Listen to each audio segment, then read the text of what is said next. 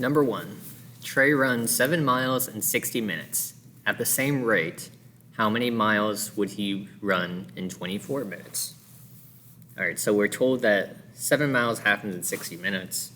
When we see something like that, we probably have a proportion. So let's write the first ratio of our proportion. So for every 7 miles it takes 60 minutes to go that far. We're going to set that equal to a second ratio. 24 minutes. So we're asked about 24 minutes. Well, we have minutes on the bottom here, so you want to keep minutes on the bottom. So 24 minutes. And then we're trying to find the value here. Now, remember our rules about proportions. If we want to solve a missing value in a proportion, first we're going to multiply the diagonal values, okay? The values diagonal from each other. So 7 times 24, and we're going to divide by that third value that's left, so 60. So divided by 60. Let's do that in our calculator. Okay, so 7 times 24, and so that's 168.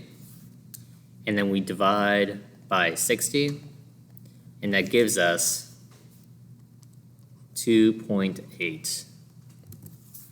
Okay, let's check that work again. So 7 times 24 divided by 60, 2.8. All right, so he runs 2.8 miles in 24 minutes. That's how you solve that problem. All right, number 2. Today only, a suit is being sold at a 32% discount. The sale price is $425.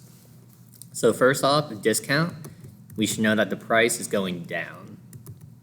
Okay, so normally if we want to find the discount of something, okay, or if we want to know what something costs after a discount, let's say we know the original price. So for example, let's say I'm selling a hat for $100. Okay, if it's being sold at a 32% discount, that means we're taking off 32% of the price. So 32% of 100 we're taking off. We are removing that from the price. So to find that, we multiply 32% as a decimal is 0.32. So 0.32 times 100, and that's going to give us 32. So what we did here was we subtracted 100 times 0.32, and that gave us the sales price. Remember, this is our original price. Okay, so that's our example. Okay, we're going to use that thought process to solve this one. So in this one, we don't know the original price. So instead of having a number, we're going to have x. And it's going to be minus, remember 100 is x, so x times 0.32. Or you could write that as 0.32x, and that equals our sales price, which in this case we're given $425. Okay, so now we can combine like terms. So remember, x is the same as 1x. Okay, so we're going to do 1 minus 0.32. We get 0.68x when we combine. Okay, equals 425. Right now, 0.68 is being multiplied with x, so x is being multiplied by this. So we need to get rid of it, we need to do the opposite of multiplying 0.68, which is going to be dividing by 0.68. Okay, 0.68. Do that, 425 divided by 0.68, that gives us our answer, okay, of 625. Okay, that's what x is. That's what our original price is. Okay, make sure you're reading this carefully. Okay, so it could say a 32% discount, 32% off, or it could say 32% of the original price. If it's of the original price, okay, that's a bit different. You're not going to have any subtraction. In that case, it would just be the original price, so x times 0.32. If it's 32% of the original price. Okay, so make sure you're paying attention to that wording. All right, number 3. All right, so this one's easier than it looks. You just need to convert the numbers all to the same format. I want to convert it all to decimals. So to convert this fraction to a decimal, so I'm going to find what 1 divided by 10 is, and then I'm going to add that to 7. So plus 7. So this is equivalent to 7.1. Okay. With this fraction, we're just going to do the division. Remember, the fraction bar just means division. So 57 divided by 8 gives us 7.125. 0.125. Okay, now we can put them in order. 7.1 is smaller than this. Okay, if you have more numbers going on to the right, so this digit's same, this is the same, but this has more digits going on that are above 0, then this is going to be greater. Okay, so in order, that's the smallest, then it's 7.125, then it's 7.866, 7.8 is bigger than 7.1, and then 8.86. Sorry, it's a bit cluttered. But that's the main thing, is just converting these to decimals, okay, and knowing that you're going to be looking at first comparing those first digits. If they're the same, look at the next digit. There's a 0 here, so that's how you know that's bigger than that. All right, number 4. So here's how you solve this. Okay, so we need to do distribution. Okay. So we're going to distribute 11 times 4 over 33. Okay. So we can do this off to the side. 11 times 4 over 3. Okay. We need to write this as a fraction to do this math. If you have the handheld calculator, you can just do it in your calculator. But I want to do this real quick by hand. 11 times 4 is going to be 44. 1 times 3 is going to be 3. So that value is 44 divided by 3. Okay, we can't simplify this. If you divide 44 by 3, you're going to get a decimal, so we cannot simplify this anymore. And I'll just check to make sure. 44 divided by 3, there we go. So we cannot simplify this anymore. So let's now distribute the 11 to our x. 11 times x, remember it's 1x. Okay, if there's just an x, 11 times 1x is just going to be 11x. Now up here, we're going to distribute this -4. So we have -4 times -4 over 6. Okay, let's not forget about that x. Okay, so if you do it by hand, you got to put the -4 over 1, and then we can multiply the top by the top. We get positive 16. 1 times 6 is going to be 6. We can divide the top and bottom both by 2 to simplify. 16 divided by 2 is going to be 8. 6 divided by 2 is 3. So, and it's positive, so we get positive, okay, 8 over 3. And don't forget the x there. We still have that x. Then we're going to do -4 times -3y. -4 times -3, you should get positive 12y. Now we're going to combine like terms. This doesn't have a variable. There's no other numbers with no variable, so we can't do anything with that. This is a y. It's the only one with a y, so we can't combine it with anything. These two have x's in them, so we can combine these. Okay, so we have positive 11 plus positive 8 over 3, x. Okay, so 11 plus 8 over 3. You can do this in your calculator, in your handheld calculator, or you can do it by hand, which I'm going to do now. So 11, okay, 11, I'm going to put it over 1. You can write any whole number as 11 over 1, plus 8 over 3. To add fractions, we need to find a common denominator. So let's do that. We can, if we want, we can turn this into 3 by multiplying by 3. If you do that to the bottom, you have to do it to the top. So 11 times 3 is 33. 1 times 3 is 3. So 33 over 3 plus 8 over 3. 33 plus 8, that's going to be 41 over 3. Okay, and remember, that's our x's. So let's pull this down. 44 over 3 plus, and we combine those, and we got 41 over 3x. 41 over 3, don't forget the x, we don't lose that variable, plus 12y. All right, next one. All right, so when we have a problem like this, okay, first you want to write it down. I'm just going to write it down over here. So negative 9.2 plus 7v, okay, equals 13.2. All right, so the first thing we want to do, well, we can put our line. We have two sides of our equations, okay.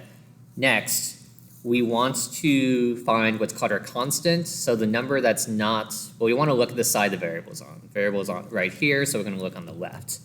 Then we want to look for any number that's not being multiplied or divided with our variable. The 7 here is being multiplied with our v. This negative 9 over 2, it's on its own, okay? It's not attached, it's not being divided. So we want to get rid of this first, okay? To get rid of negative 9.2, okay, we can do the opposite of negative 9.2, positive 9.2, or we're going to add 9.2. And if we do something to that side, we have to do the same thing to the other side. That cancels out. 13.2 plus 9.2 plus 9.2, that gives us 22.4. Okay, so we get 22.4. Let's bring the rest of this down. We still have 7v. Okay, remember 7v, that means 7 times v.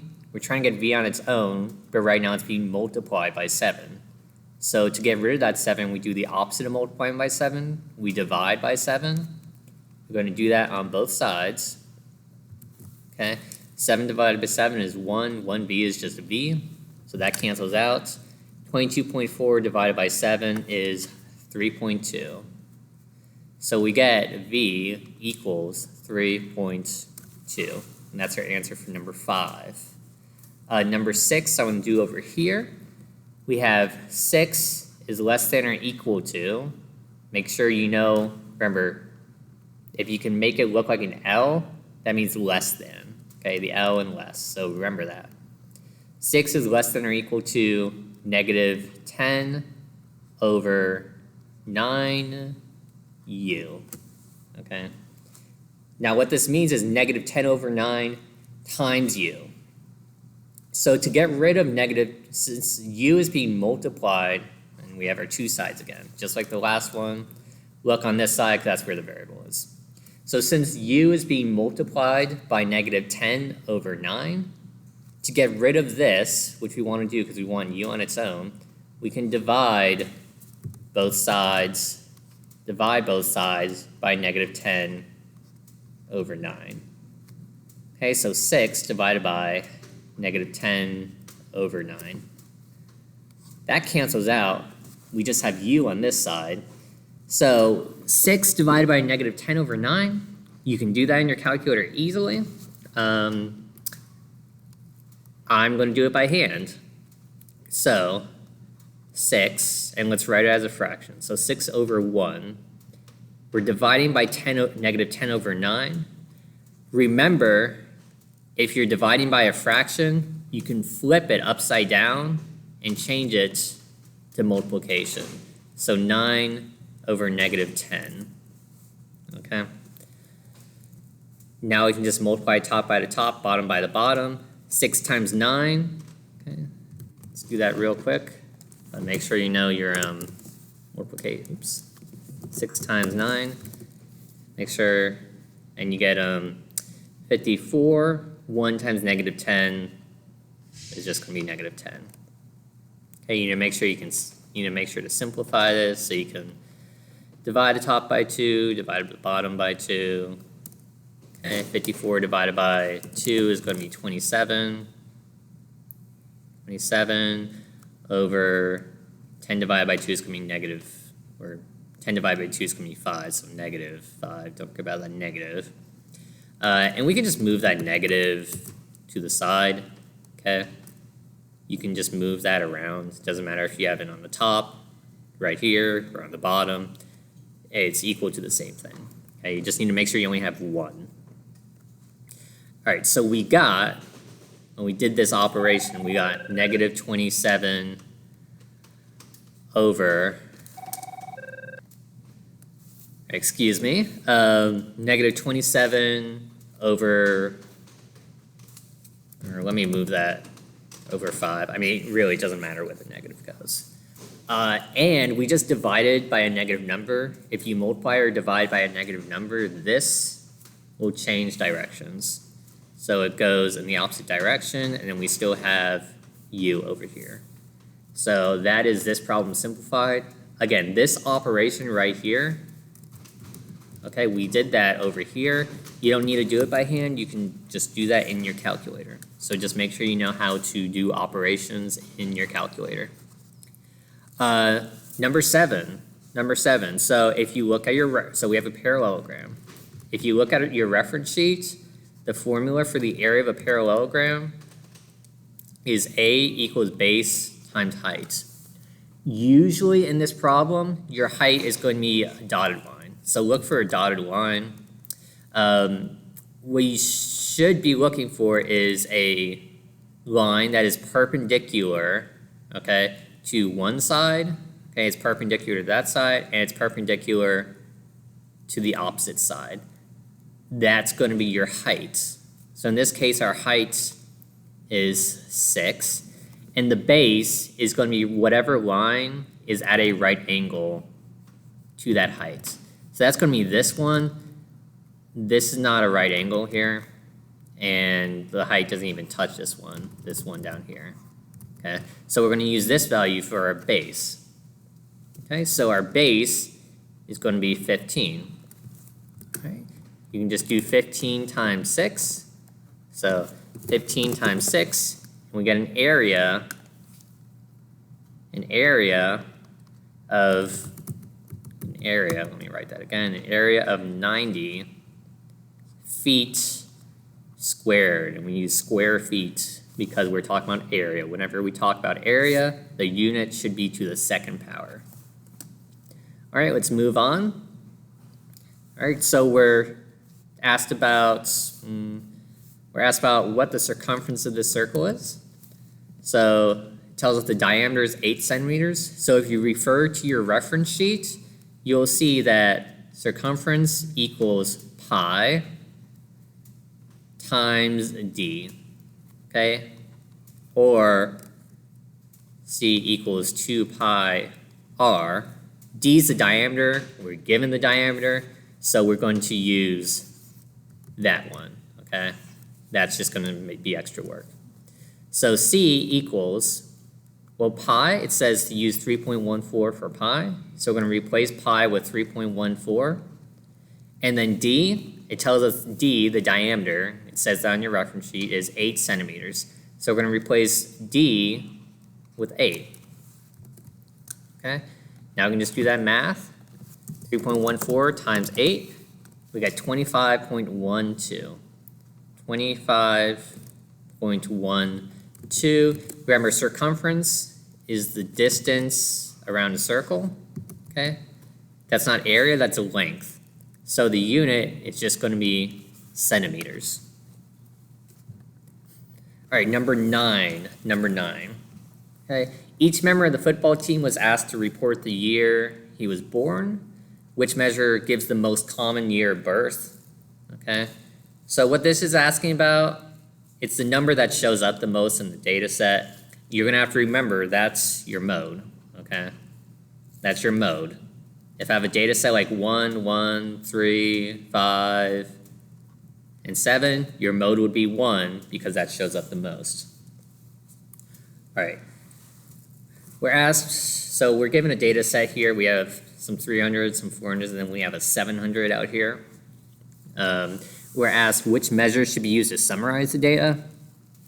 Whenever you have a bunch of numbers and then you have one that's really sticking out, okay, and you're asked to summarize the data, that's when you're going to want to use median, okay? Because this is called an outlier. It's going to skew your data if you use the mean. So in this case, we want to use our median. All right, in this one we can see all the numbers are pretty close to each other. We don't have a single number that's kind of far out there. So in cases like this, when we have a data set that's pretty close to each other, that's when you want to summarize using the mean. Okay, so make sure you know when to use these different methods to summarize data. All right, so we have 3 bags. Each of them has 7 marbles with a certain amount of, well, a different amount of marbles in each of them. And we're asked to say if it's certain, likely, unlikely, or impossible. Okay, certain. So certain means there's 100% chance that you will pick what it's saying. So a yellow marble, in this case. So if there are only yellow marbles, then that would be certain. In this case, there's not. Likely would be any chance from 50% to, well, it's going to be anything greater than 50%, but less, okay, but less than 100%. Oops, that's not what I meant to write, but less than 100%. So 50% is less than X, so less than 100%. But basically, now, if more than half of the marbles are what it's asking about, then it would be likely. If less than half are the color, then it's unlikely. If none of them at all are that color, it's impossible. All right, so 2 out of the 7 marbles are yellow, so that's less than half, but it's more than 0. You can pick a yellow marble, so that's going to be unlikely. In this case, more than half, you can see visually, are yellow, so that's going to be likely. In this case, there are no yellow marbles, so it is not possible, it's impossible to pick a yellow marble. So in this case, it's impossible. All right, simple question, make sure you know how to do it, it's easy points, okay? All right, we have a unit conversion here. We're told a tree is 10.5 meters tall. We're asked the height in feet. Okay, so, and we're told 1 meter is 3.3 feet. Okay, so whenever we're given a unit conversion like this, that's a sign we have a ratio. So 1 meter, for every 1 meter, there's 3.3 feet. And we're going to set that equal to a second ratio. We're going to put 10.5 meters in, and we put meters on top, so we want to keep meters on top. 10.5 meters. Then we try and find this value. Remember, whenever we have this set up, we multiply by diagonally. So 3.3 times 10.5, we multiply this way, and then we divide by the number that's left, which is 1, which isn't going to change your answer. So let's do that quickly in the calculator. 3.3 times 10.5, and then divide that by 1, but that's not going to change it. And you get 34 34.65, and we're talking about feet, okay? So 34.65 feet. That is our answer here. Okay, so make sure you know how to do this. All right, I'll cover numbers 12 through 17 in the next video. Good luck.